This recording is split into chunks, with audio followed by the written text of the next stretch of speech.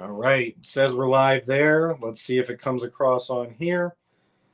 And welcome, everybody. Welcome to Pennsylvania Preparedness tonight. We're glad to have everybody in here. I already saw KP Heathen. I got a couple more. Coffee First. Let me see who else. Well, we got quite a few people in here. So welcome, everybody. Thanks for stopping in. I have a very special guest tonight. Let me see who else. We got quite a few people. There's my echo. Sorry about that. Appalachian Mercantile. So welcome to the channel. Thank you very much for stopping by with us today. I'm excited to get this interview style live started. If you'd like to introduce your channel, now's the time. Go ahead and tell us a bit about yourself and the channel. Sorry. Well, thanks for having me. I am from, the Appalachian comes from my family. My family is from Mingo County, West Virginia, but I grew up in Ohio. So we had a 5-acre homestead until last year, almost this time. And we have now moved to an Amish farm, complete with no electric. And it was completely off grid. We have started to put electric in and started to do all the things that we had done at the old farm. The old farm was completely done and ready to go. We had high tunnels, poultry barns, we had an orchard, we had grapes, we had screened in raised bed gardens, and now we don't have any of those things. So we're starting over. Awesome. Well, I guess a fresh start. That'll be interesting. It'll be a different type of adventure for you to start all that new and get things started on the new homestead and the new farm. We're excited. All right. Let's see. I don't know if you have anybody that stopped over from your channel yet. I know Edith Wallace just stopped in. Hi, Edith. Winter Homestead, who came over from East Tennessee Preparedness. I know I just interviewed East Tennessee Preparedness the other day. I know Coffee First bailed on me. She went to get something to eat. Maybe more coffee. See. All right, we're going to start by getting into some of the questions. One of the first ones that I have is going to be, what are some of your specific strengths as far as preparedness and homesteading and preparedness as a whole? Preparedness as a whole for me, not necessarily for my husband. With that Appalachian grandmother, I am a huge gardener. I also do a lot with herbals and try to do a lot of our own medicinals. I try to stay away from doctors as much as possible. I make all of our candles. I make our soap. I'm a quilter. We have a quilt shop here on site. What else do I do? I make all of our cleanings, not all of our cleaning supplies, a lot of our cleaning supplies, and I'm pretty thrifty. I preserve all of our food. We make everything from scratch here, even our burger buns and our breads. Going to get into this year, maybe doing some stuff with grains. Also a pretty good shot. We like to play on the range, and that's Pop's always had me out, playing with the pew-pews, and I always had a good time with that. That's awesome. I've always wanted just enough land that I could obviously do the homestead, but my dream is to one day have enough area that I could have my own range on. That would definitely be perfect. We actually, the Amish kids who lived here before us left us. So we are in a valley, and there's 2 hills that go up, and they left us targets. So we actually will put them up, and you can just shoot right into the hill, and you don't have to worry about anyone around. But we have 26.5 acres, so it's not really a big issue anyway. Yeah, wow, that's awesome. Probably don't have to worry about the neighbors necessarily walking into the line of that stuff either, which would be nice. We have no neighbors. That's amazing. Yeah, that sounds nice. Let's see, what else do I have here? What's one of the things that you would say that you're currently focused on improving on? I know that you and I talked a little bit earlier about one specific thing that you are hoping to get set up here soon. Yeah, that's our high tunnel. I try to use our high tunnel 9 to 10 months out of the year. We've got everything to do it. We just have to wait for it to not be too muddy And then the only other thing we really need here is a poultry barn. And once we get those two things done, we're in business. I'm super stoked about the high tunnel though. Fantastic. Do you have an approximate uh, time to completion on either of those? We need to have there's a what time I want it done and what time I need it done. The high tunnel I want it done by March 1st, and right now we have cleared off land. So I imagine that'll be done by May sometime. It just, it's all, that one's all weather. The poultry barn, we have 100 quail eggs in the incubator right now, and then we have 5 dozen chicken eggs in there right now. So we need to, and then we have an order coming from the hatchery August 24th.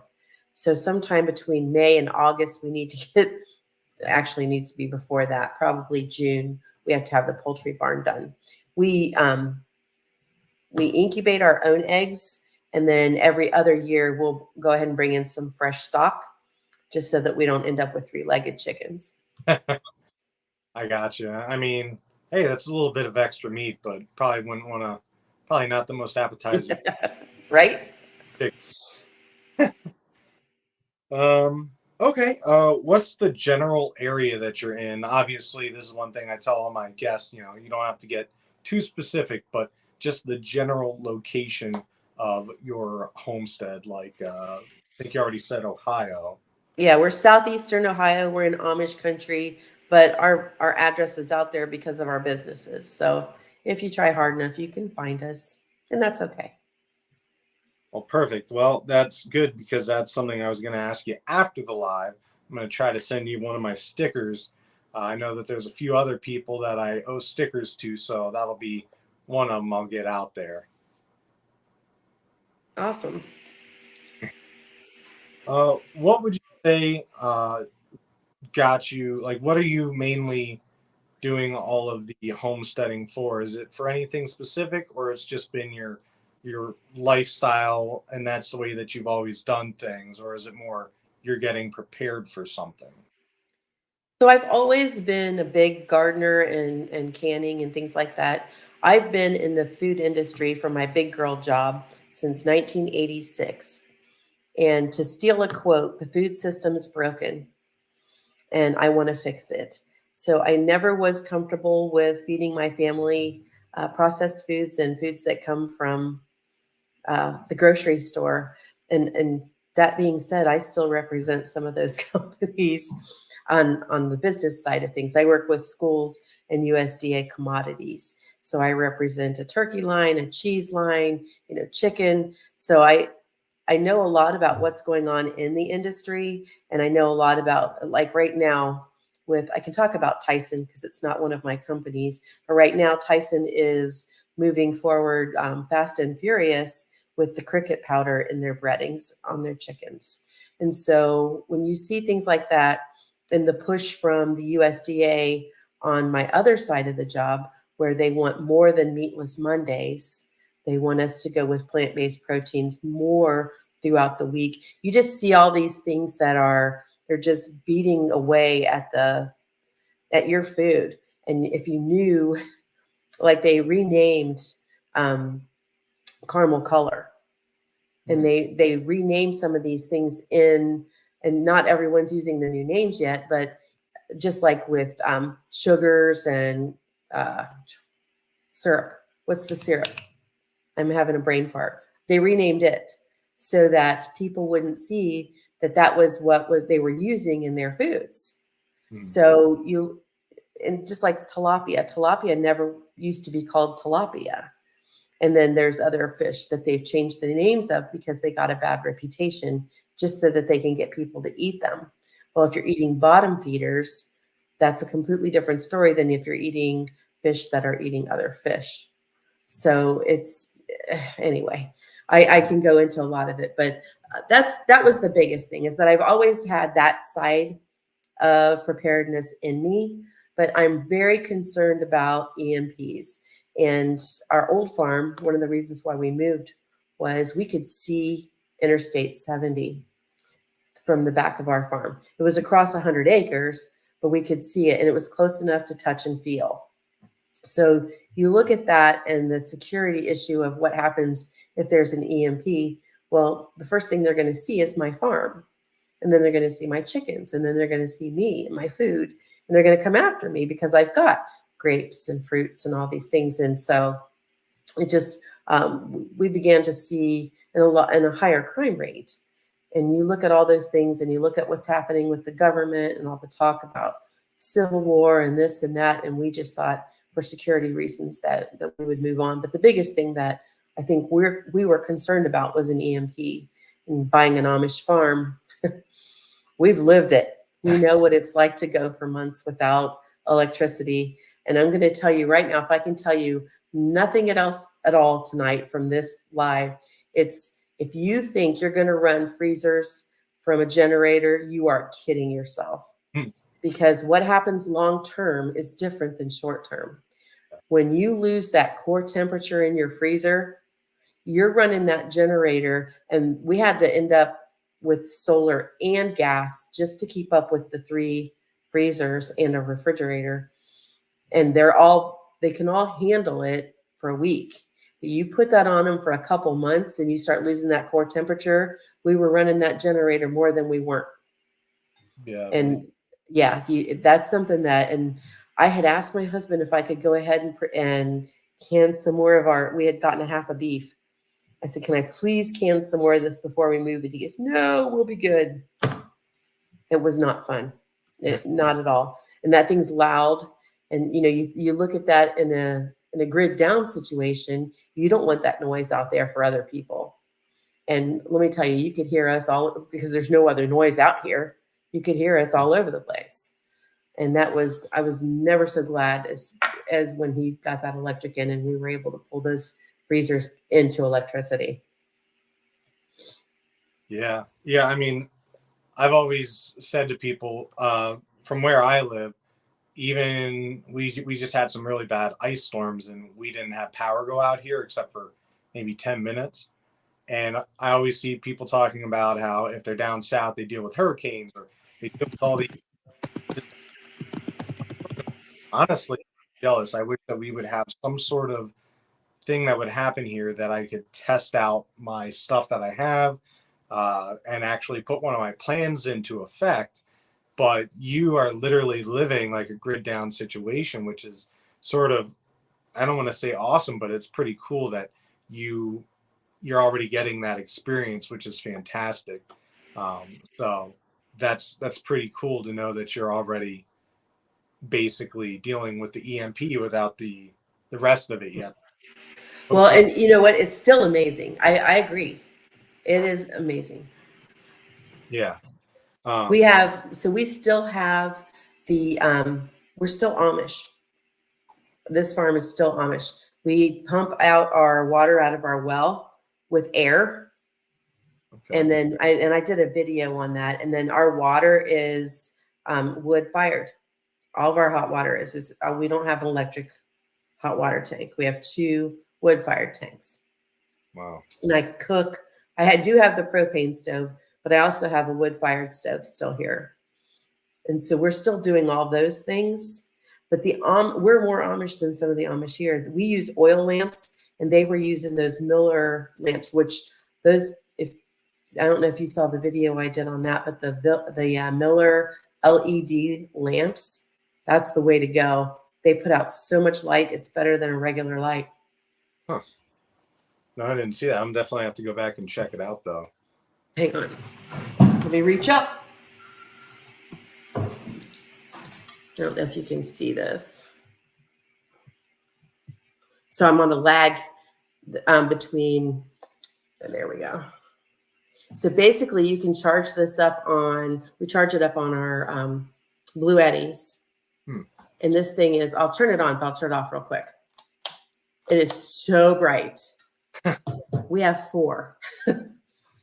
We keep them one by the charger, and we just, especially one in the kitchen for us to get up and make coffee in the mornings. We still use it a lot because we are not putting electric in the whole house. That's pretty cool, though. That's awesome.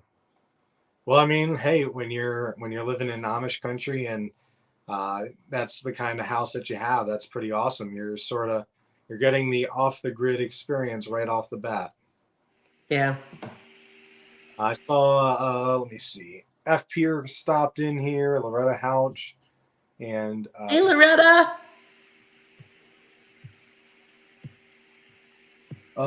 which is actually funny because that was one of the next questions I was going to ask you. What is your worst case scenario? Which for you, I almost feel like an EMP would not necessarily be the worst case scenario because all the fact that you don't have a lot of stuff that runs on the grid necessarily, that already right off the bat puts you at an advantage compared to a lot of people. So would you say an EMP would be your worst case scenario, or is there something else that you would consider to be your personal worst case scenario? Probably nuclear, because everything. I mean, I even do my laundry off grid now. Okay. So mainly for the fact that it would probably be a destabilization of the economy and civil order and stuff like that, on top of the fact that it would send other people out into your area probably looking for food and resources as well, I'm assuming, right? No, that part I think we're okay. It's any kind of a nuclear weapon that gets sent off. I think that's probably, and at that point we aren't people who want to be in a bunker and want to live through that. So we're good with just moving on. Hmm. We know, we know we're Christians and we know what happens next. Gotcha. Is there any scenario that you could see that would end up being a long term, other than a grid down situation where there's just an EMP, like coronal mass ejection causes the grid to go down? Is there any other scenarios that you would see being a longer term SAF scenario that you would consider your worst case scenario? I think civil war would be bad, not just for me, but for everyone. I think anytime that we can't unite as a country and fight for our beliefs, but somehow our belief systems are being told to us that they're different when they're not.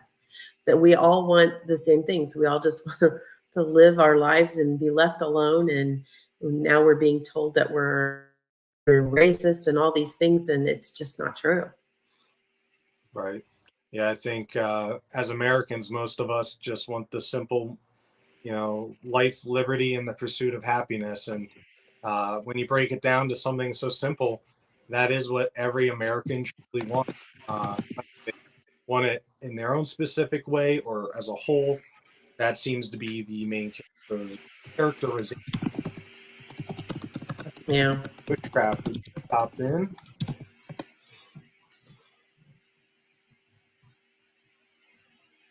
Also, while I got everybody here, make sure that you guys head over to Appalachian Mercantile page and go ahead, like, subscribe over there.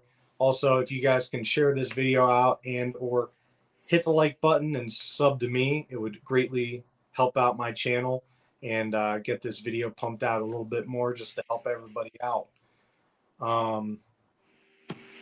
When you subscribe to someone, you need to make sure that you watch a couple of their videos or hit like a couple times, or that's when YouTube unsubscribes you, is when you haven't gone in and watched any of their videos.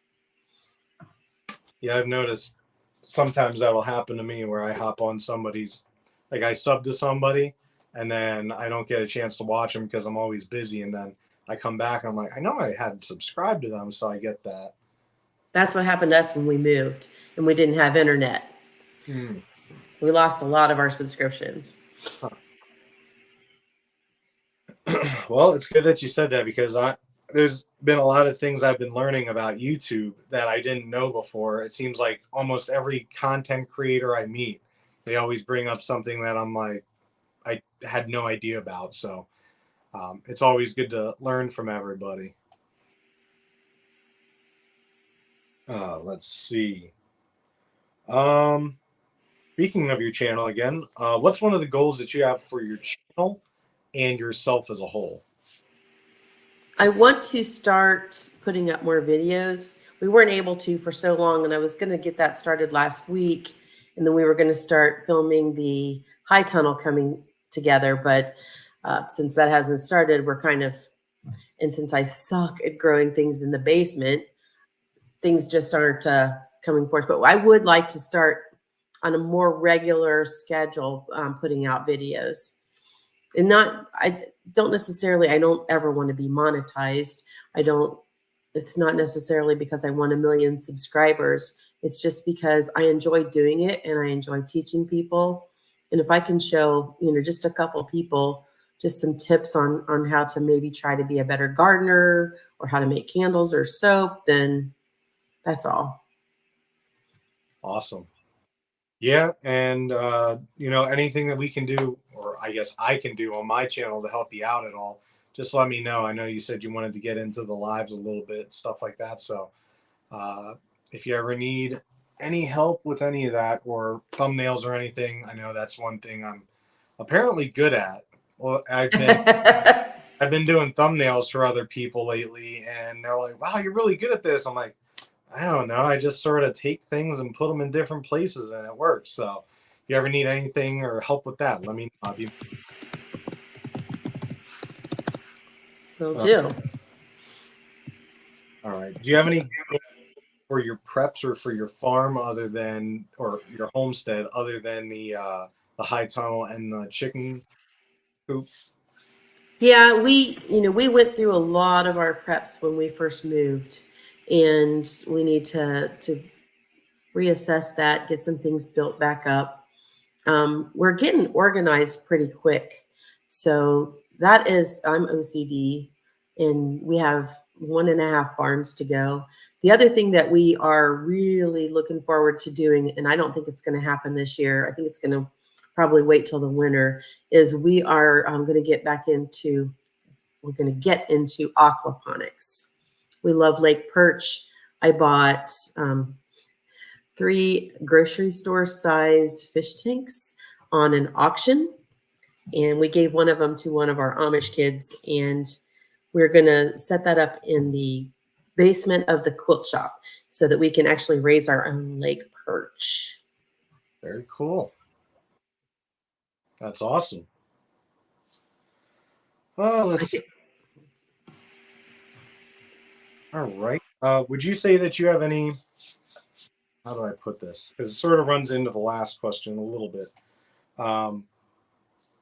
Do you have like a 5-year, 10-year plan for the homestead, or is it more just keep building things up as you come across them, or is there anything specific on the homestead that you hope is like a goal? Like, do you want in 10 years to have, I don't know, anything specific on the farm? Do you want to have like those events? Do you want to have like a solar generator on the solar panels on a roof or anything like that? Solar panels, not so much. They're overrated. By the time that you get, in my opinion, I should say, by the time you get them installed, they're already out of date because the technology on solar panels just moves so quickly, and there's really no bang for your buck. Now, that being said, we love our 2 Bluetti generators. They're quiet, they make absolutely no noise, and they're just great to have. But the only thing we're really using electric for right now is as far as a necessity are the freezers and the fridge. Other than that, we don't need it. We don't. The only reason why we hooked up our television, we don't watch television, we don't have cable, was because all the Amish kids came over, and we did a big dinner for them for helping us. And they wanted to watch For Richer or Poorer, which is a movie it had Tim Allen and Kirstie Alley in it, and they went Amish for a couple weeks while they were, it's just a really super funny movie, and they all wanted to watch it because they love it. All right. We do want sheep. And that's one of the questions I know you said that you were going to ask me was if I won the lottery or if money was no object. So we have a big barn out front that it's got a little bit of a sway in the roof, and we hope to get that fixed. and then put up a really nice fence. We have a fence now that'll hold cattle, but I'd like to be able to keep people out, almost like concertina fence. And then we'd like to have sheep out there. Okay, cool. Are you specifically to use them for the wool or meat or anything specific? Meat. Okay. The meat, yeah. I know, I'm pretty sure I know the answer to this already. Bug in or bug out? Bug in. We're old, Yeah, but we're also we're very defendable. We've got a nice group of people here, and the way that our farm sits, uh, you'd have to be really fast and really stealthy to be able to get to us. If that day comes, it comes. And again, we know what happens next, and being Christians, and we're okay with that. I gotcha. Yeah, based on your answer earlier about the nuclear war, I sort of figured that would be your answer to the bug in, bug out question. Yeah. Let's see. Do you have a personal rule or philosophy when it comes to preparedness or prepping? I do, and it's not a popular one. I don't do I don't buy the long term, like I don't want to name names, but the companies that put out that food, I don't buy that because that's not sustainable. And if a good prepared person is sustainable, so you're growing your food, you're preserving your food, you're saving the seeds, and you're repeating the process. And we're also doing enough so that we have some for everyone else, or for as many people as we can feed. Our ministry has always been to feed hungry people. So we will take food down to the food pantry as we grow it. And I just don't, and I get why some people do it. If you live in town and that's your option, then that's your option. But you're going to want to get out of town because eventually you're going to run out of food. You're going to run out of water. And for all the rice that you're storing, you need twice as much water to be able to rehydrate that rice. For all the beans that you're storing, you need twice as much water to be able to rehydrate those beans. Then there's the energy that you're going to use that's actually just to make those into a meal. So I'm more about, I can my beans and they're all ready to go, and we go from there. I guess is trying not to be ugly. No, hey, exactly it. Even I tell people all the time, people that live in like high-rise apartments, I'm like, you can still try to get somewhat prepared, and obviously it's not the most ideal situation to be stuck in a city in a high-rise building during some type of grid down or emergency situation. But at least if you have food ready or you have a bug out bag ready to get out of there, you're still going to be worlds ahead of anybody else that probably lives around you. So I wouldn't say it's necessarily ugly towards anybody. It's the cold hard fact that there are some situations that put a little bit more behind others. So Well, and if you're like us, we're an older couple now. We have 6 kids. They're all married. We have grandkids. We've got a nice community here that we're a part of. But you show up here and you're willing to work and you're trustworthy, we're going to bring you in. We're going to take care of you because it's the Christian thing to do. If you come here and aren't pleasant, we're just going to leave you at the gate. right.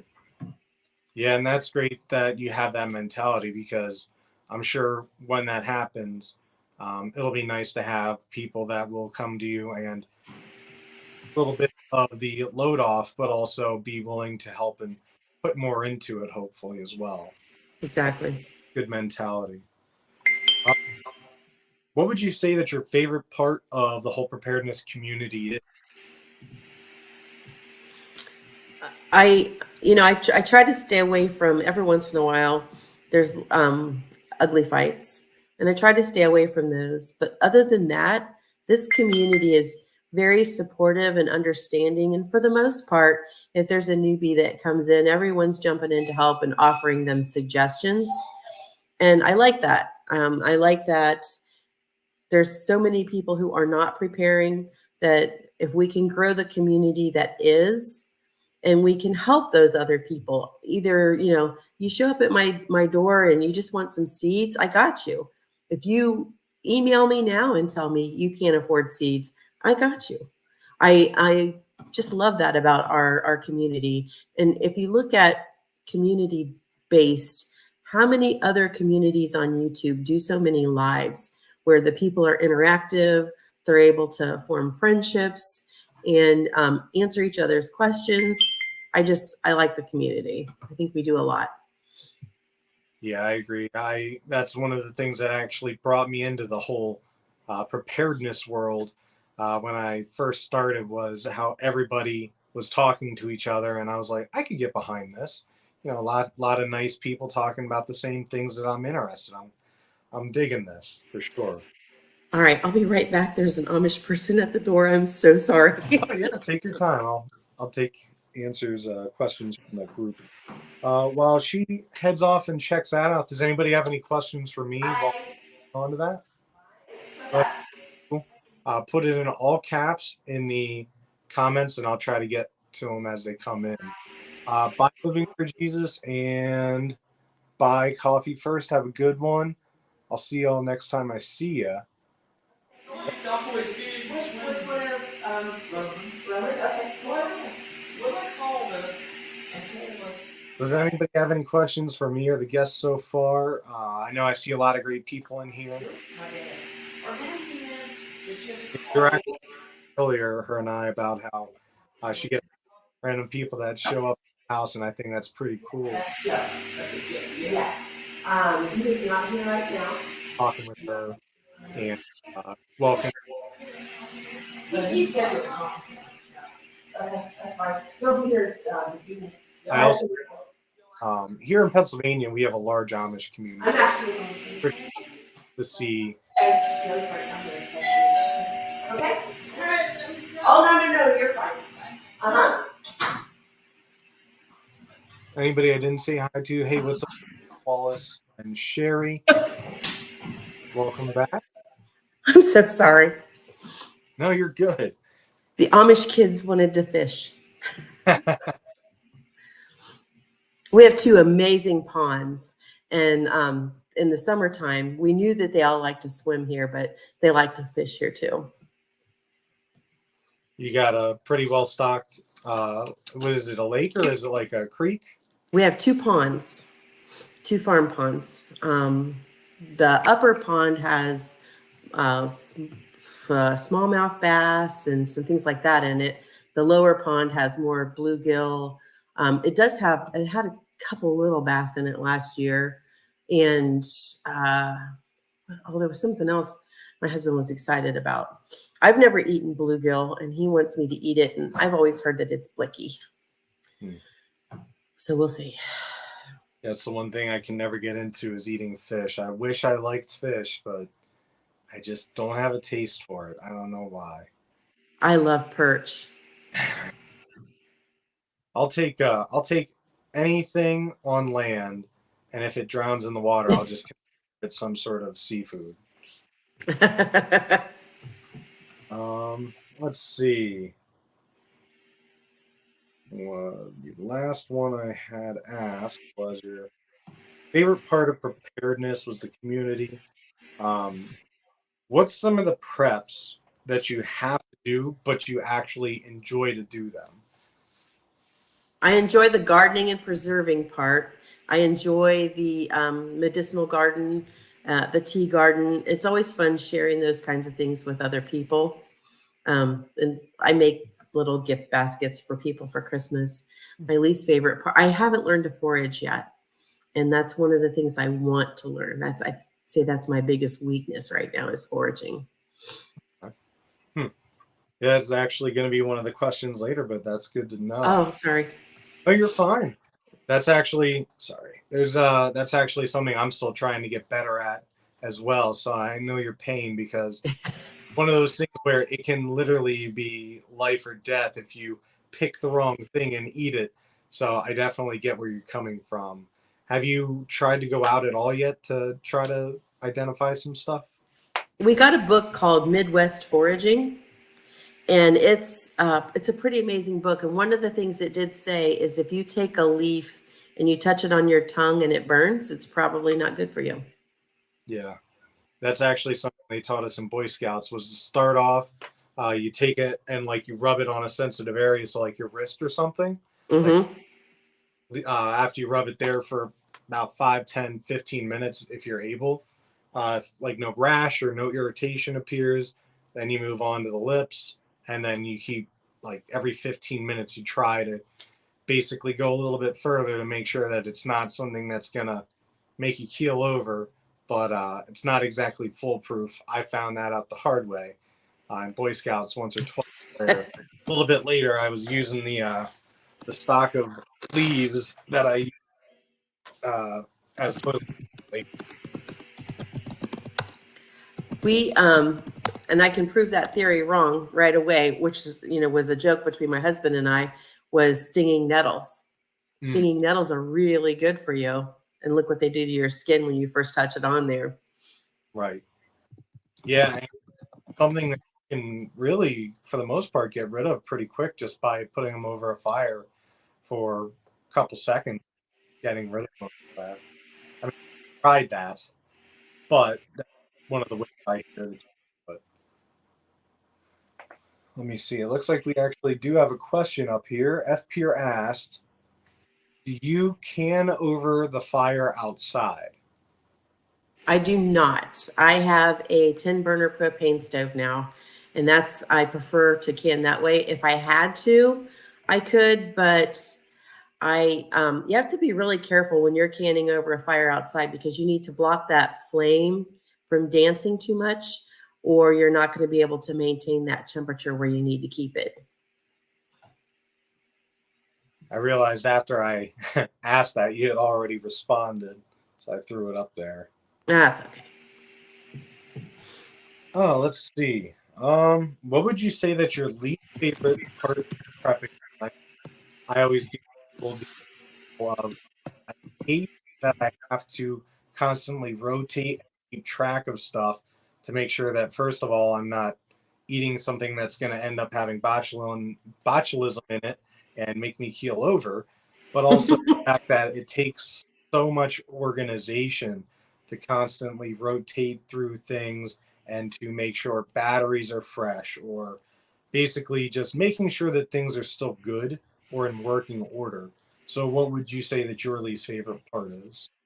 I don't mind the rotation because we do FIFO anyway, which is first in, first out. And that's just from being in the food industry. We, stack it behind and then you pull from the front and just keep pushing forward or whatever.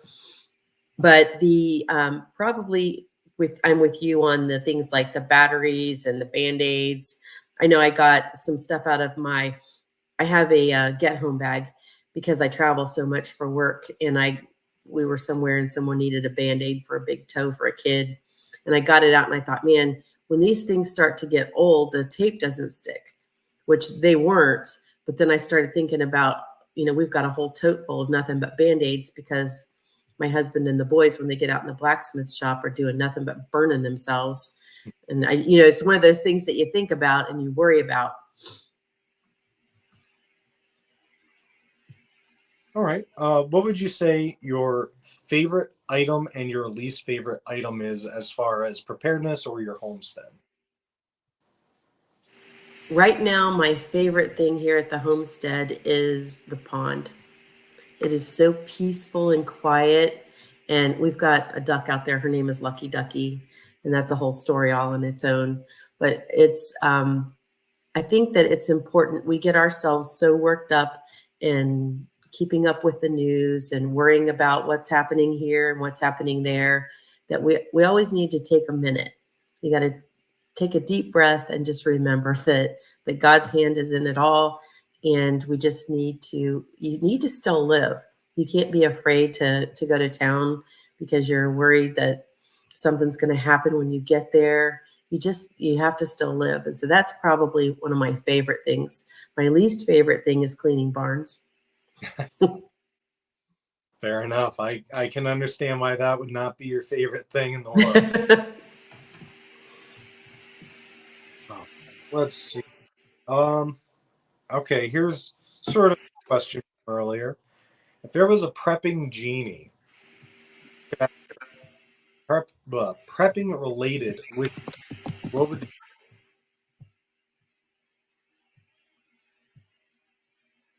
You're cracking up on me a little. If there was a prepping genie, I would have that genie take care of that front barn and that fence I want.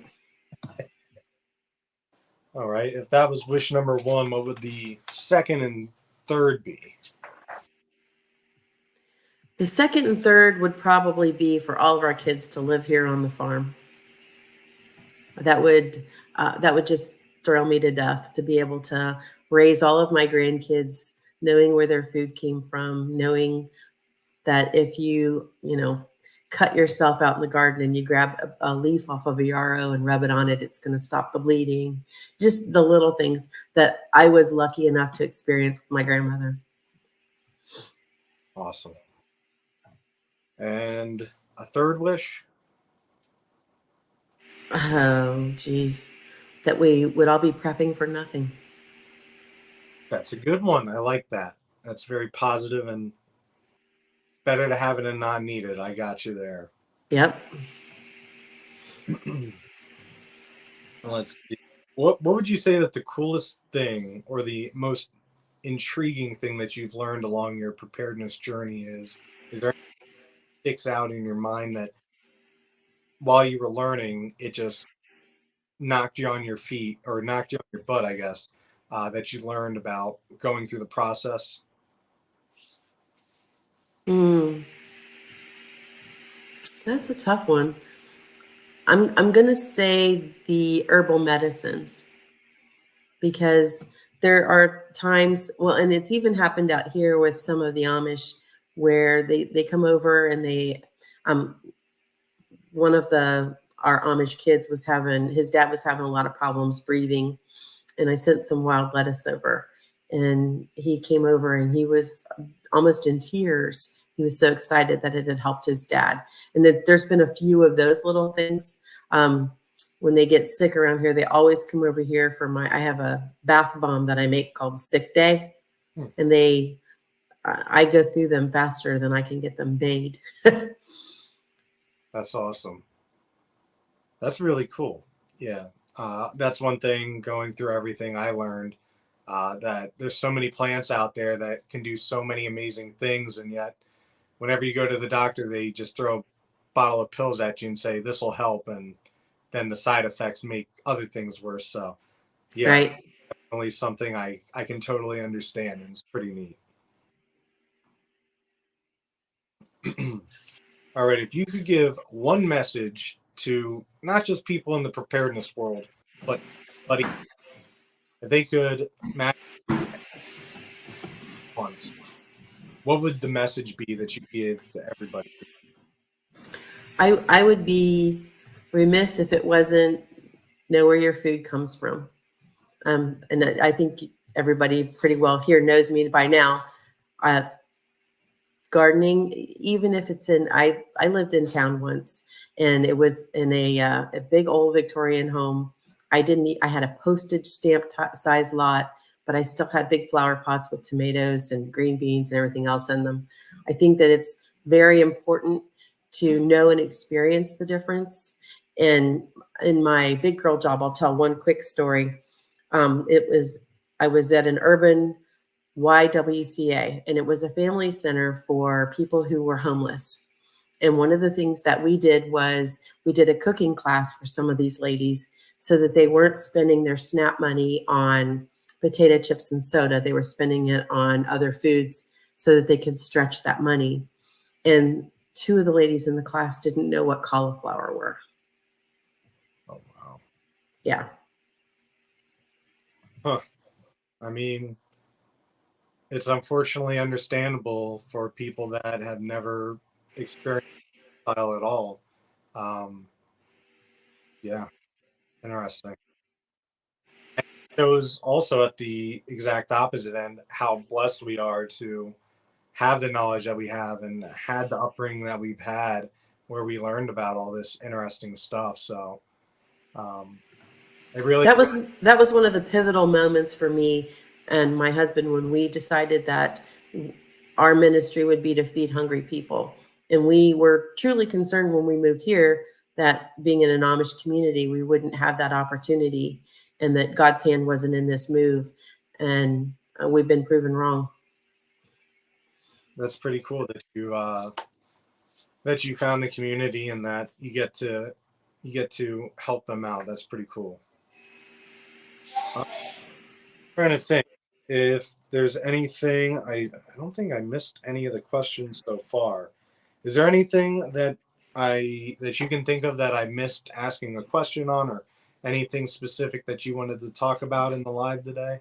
I don't think so. I think we pretty much hit on everything. I'm an open book. It's my nature. It's the way I was raised. I think that we should all encourage one another. And even, we were all there once as far as being brand new and not knowing what to do and how to do it. And it's our job to make sure that we're gentle and we give grace and we help people as much as we can, because the more people we have preparing, the fewer we're going to have to help later. That's exactly the message that I like to put out as well. Also, with all the content creators and stuff on here, it's really great because it's almost like a virtual mag in a way. Mm-hmm. Teaching each other from all over the state, the country, even the world. And you have unique perspectives. I always tell people that they can learn about medical information. Years, you have a ton of herbal knowledge as well as, I would say, practical skills as far as making things like your soap making, stuff like that. Well, and Hubs is a blacksmith. Another thing, F. Pierre was asking about, or was talking about smelling herbs and gardening making a massive difference. There are studies that prove that when you are earthing, which is your feet and hands in the dirt, that there's actually a transfer of energies. And I'm not into crystals and things like that. I'm talking about a true, I forget, it's not an electrolyte energy, but there's actually proof that you transfer and it de-stresses you and it reduces your heart rate and helps with blood pressure and a lot of other things just by actually working in the dirt. Yeah, I believe that. What is it? I know that there is science behind stuff like that. Mm-hmm. The transfer of energy from being to being. Like I just heard the other day that there's actually a positive and negative charge as far as flowers and bees go. Something with when a bee lands on a flower, they actually cancel each other's energy out, and it allows like the next bee, because these what is it? Oh man, there's a lot of science words that Right? basically I love our bees. yeah, it's talking about how bees with the magnetic field, they can sense that another bee had been there, and there's too many words out there that are scientific that I just am not going to be able to put out there, but I'm sure you know what I'm talking about. And just like with the earthing, I forget what it's called, but there is a science to it and what it's called. Yeah. And it's pretty incredible that nature is set up like that. It's a beautiful thing. I didn't know that all animals can feel an electric pulse from a little bit of a distance. We put up the Premier One fencing, and it was specifically to keep coyotes away. Well, it keeps them, I think, 25 feet away because they sense that electric pulse. Well, I feel like I know what you're talking about, because it's like they say that animals can sense when a storm is coming, because Mm-hmm.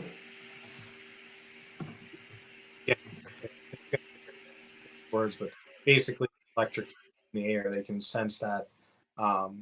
Yeah, that's pretty neat. Yeah. I don't even know what the question was. We started out with that one. I know, right? What an interesting rabbit hole for sure. I know. I can take you on rabbit holes. Ask my husband. I always come back to it. I'm like, what were we even talking about to begin with? I have that kind of brain where I'll go to a movie, watch the beginning, like all the movie, like, what movie are we here to see? And she'll be like, I'm like, yeah, I don't remember, but let's see. I saw Jim Ketchum came in. Let's see. I don't Hello, think Jim. and if anybody has any questions for myself or my esteemed guest here, please throw them up in all caps so we can make sure that we don't miss any. Also, make sure that you guys head over to her channel, give it a like and a subscribe. I'm wondering if I am able to do this real quick, where I go on your channel and put your stuff up in here. Let's see. See if I can do this. I don't know if you can do it from StreamYard or not. I'm gonna give it my best shot. We'll see. Either I'll do it and it'll be awesome, or I will waste everybody's time. Hey, I just got a notification that you're live with Appalachian Mercantile. Oh, well, Go figure. yeah, a little late, but late better than never. Let's see. Let's see if I can do this. Well, I just appreciate the service that YouTube provides. There we go. I was able to put the link in. Make sure that you guys head over there and make sure that you like and subscribe to Appalachian Mercantile. I know her and I were talking about earlier before we started the stream. I say Appalachian and you say it Appalachian. So that was something that I've been, every time I pause before I say it, I'm forcing myself to say the way that you say it just to make sure, because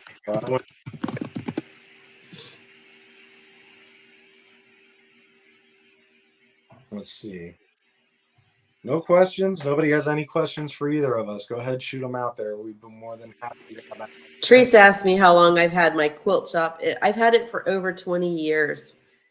So hopefully this is the last move, because if we have to move again, I'm going to tie a cinder block around my husband's ankle and throw him in the pond. This one about killed us.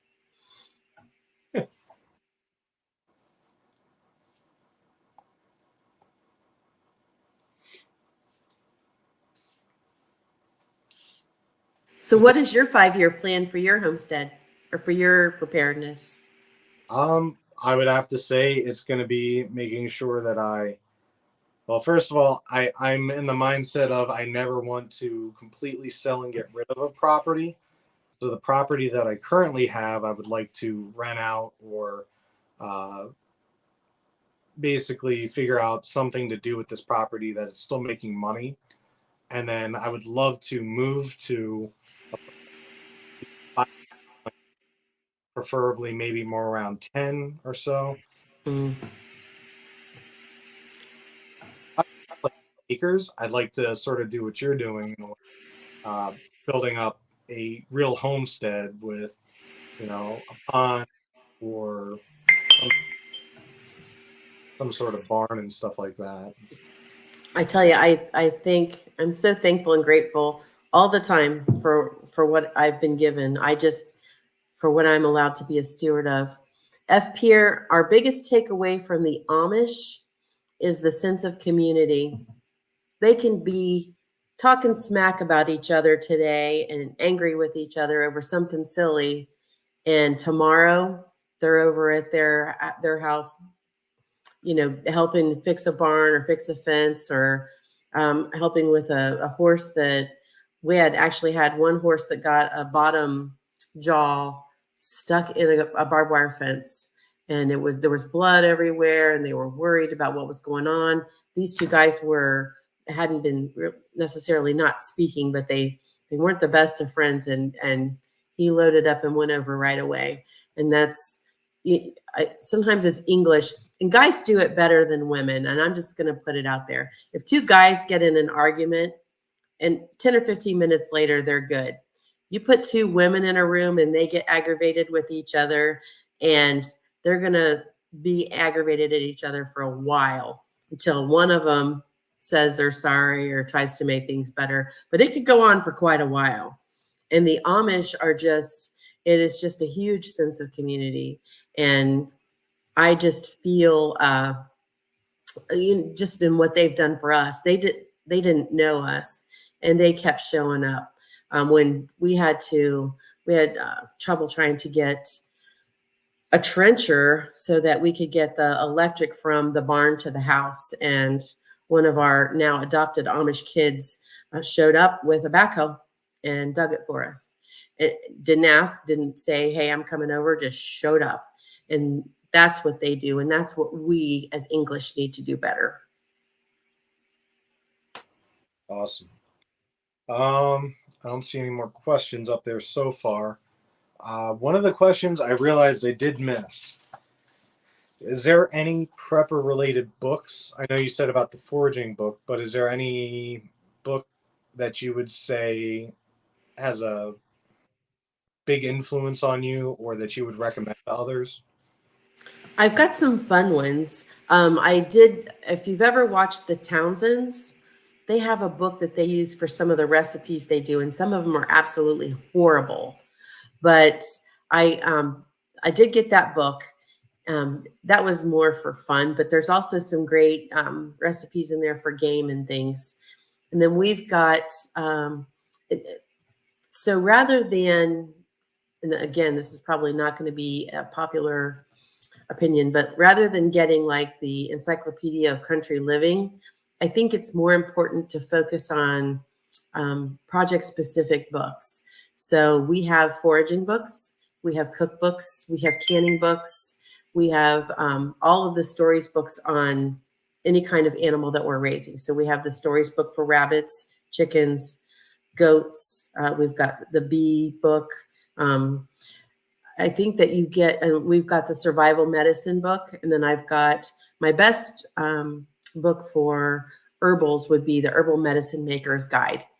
So I think that because then you're honing in on one person's expertise and you're getting all of that in one book, versus the Encyclopedia of Country Living is a nice overview, but you're not getting into the down and the dirty. You're getting a great idea, but to be able to push that idea forward, you need to be able to focus. Okay. Awesome. All right. Let's see. I don't see any more questions popping up in here so far. Is there anything else that you want to talk about before we end this live stream today?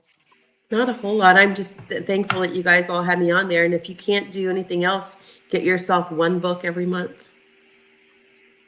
Very good.